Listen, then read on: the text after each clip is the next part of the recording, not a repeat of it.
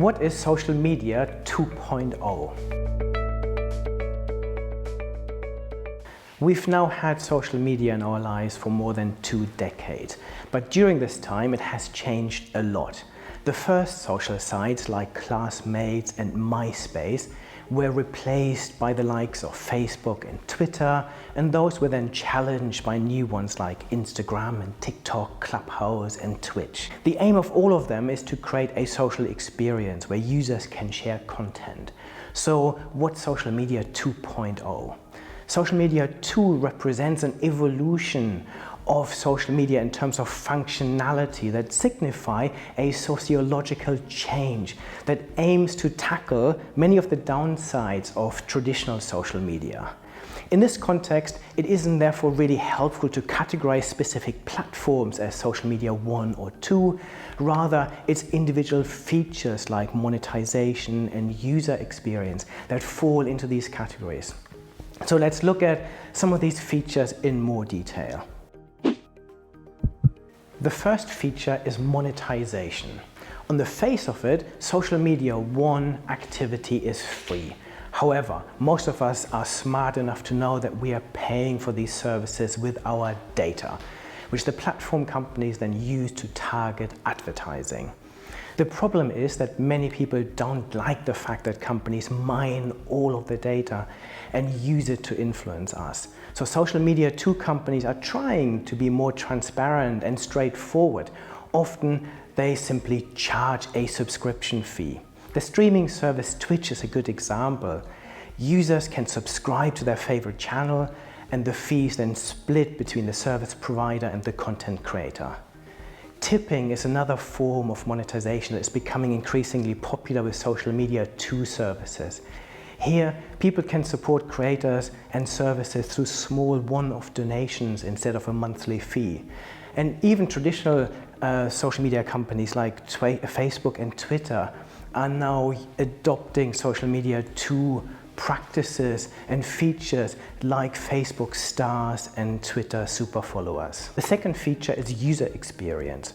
With social media 2, companies are trying to make the user experience smoother and rely less on data we input directly, such as likes, shares, and who is in our network, and instead use inferred data. TikTok is a good example, as it even takes away the need for users to click like. Instead, it makes decisions on what content is popular. Its algorithms simply ensure that content that's watched more frequently appears in more people's feeds. This means users don't have to rely on their own network to like and share content to get it out there.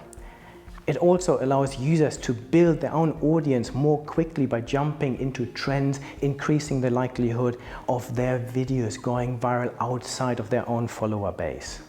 The third feature is that they are platforms, not networks. So another facet of newer social applications is that they are less generalized than traditional social networks. Traditional platforms like Facebook and Twitter exist as general social media platforms. Social media 2 networks are more likely to focus on specific niche activities or interests, such as cooking or traveling, writing or business. Twitch and Discord, for example, are social platforms for gaming audiences. Slack and Teams are platforms that bring social media functionality to the world of work. TikTok is generally focused on a youth audience, and Clubhouse leans towards business users and technologists or creators. The fourth feature is AI for good. Social media 2 companies use technology like artificial intelligence to combat some of the negative aspects, such as identifying and moderating toxic behavior such as hate speech or discriminatory behavior.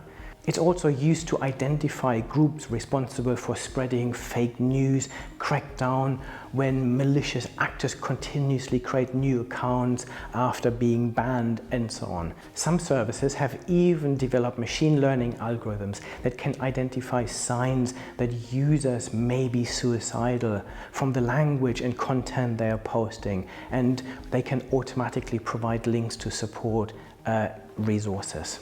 So to summarize, social media platforms are trying to be less exploitative.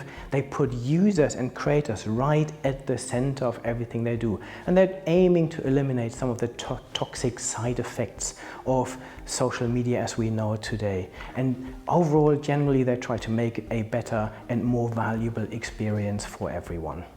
To stay on top of any of these trends, make sure you subscribe to this channel or check out my books, Business Trends in Practice and Tech Trends in Practice.